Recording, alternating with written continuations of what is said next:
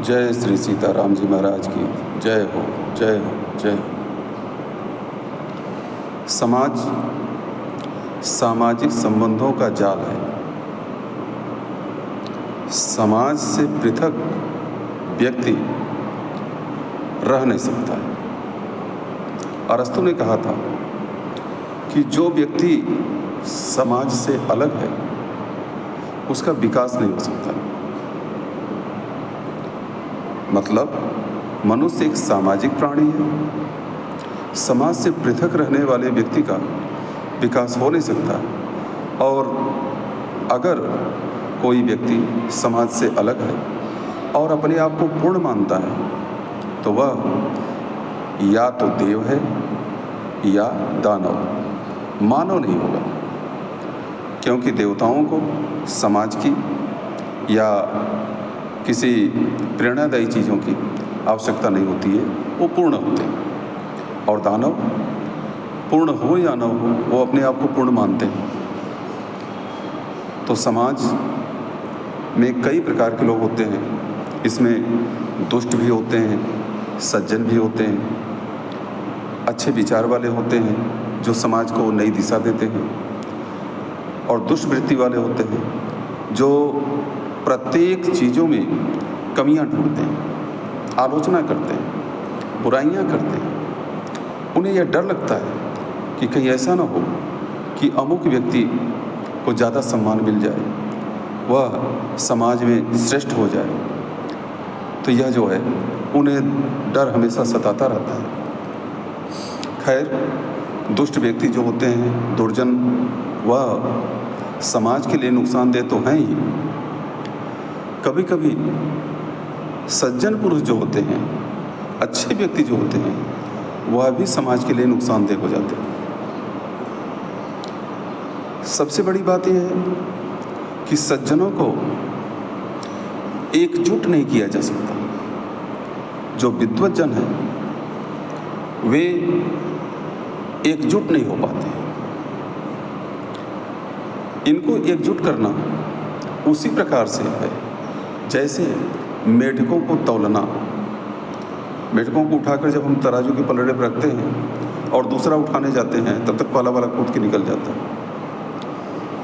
वही बात होता है विद्वत जन का। ये सच्चे पुरुष जरूर होते हैं, विद्वता इनके अंदर होती है, विद्वता की पराकाष्ठा होती है। समाज को नया दिशा देना या समाज का निर्माण करना इनके ऊपर निर्भर करता है। लेकिन दुर्भाग्यवश इनमें एकजुटता नहीं होती। एक राजा के पास दो विद्वान पहुँचे, संत। राजा ने उनका स्वागत सत्कार किया।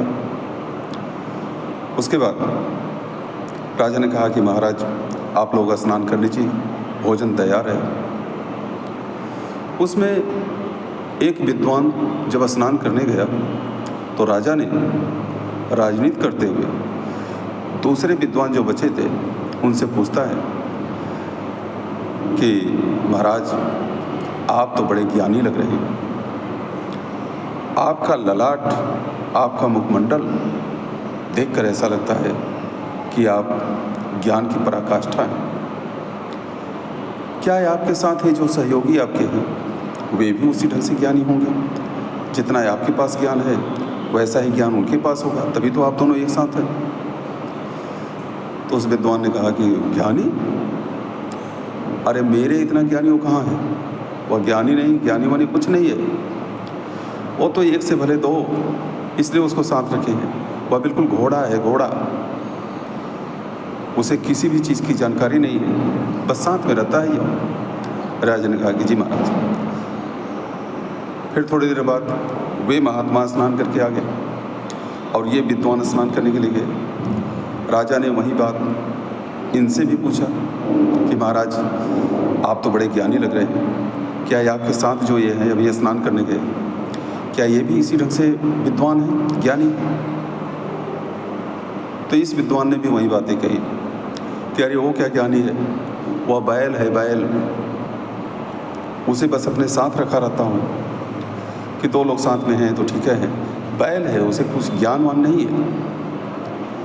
राजा ने कहा कि जी महाराज, कोई बात नहीं। दोनों लोग स्नान करके आए और भोजन करने बैठे तो राजा ने एक के सामने भूसा और एक के सामने घास डाल दिया। विद्वान क्रोधित हो गए और खड़े हुए, कहे हमारा अपमान। राजा ने कहा कि महाराज क्षमा करिएगा, परिचय तो आप लोगों ने ही दिया, आपने इनको घोड़ा बताया तो मैंने इनके सामने घास डाल दिया, आपने इनको बैल बताया तो मैंने इनके सामने भूसा डाल दिया। परिचय तो आप लोगों ने ही अपना दिया था, एक दूसरे का परिचय आपने दिया, उसी प्रकार से हमने भोजन दिया है।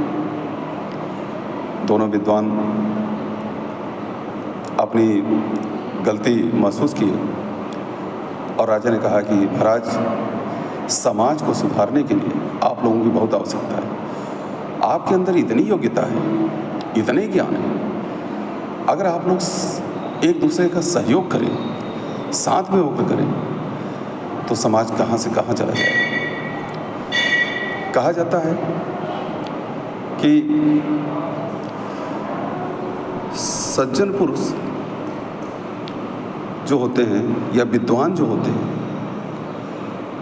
उनमें ऋषि मुनि हो, संत महात्मा हो, ब्राह्मण जन हो,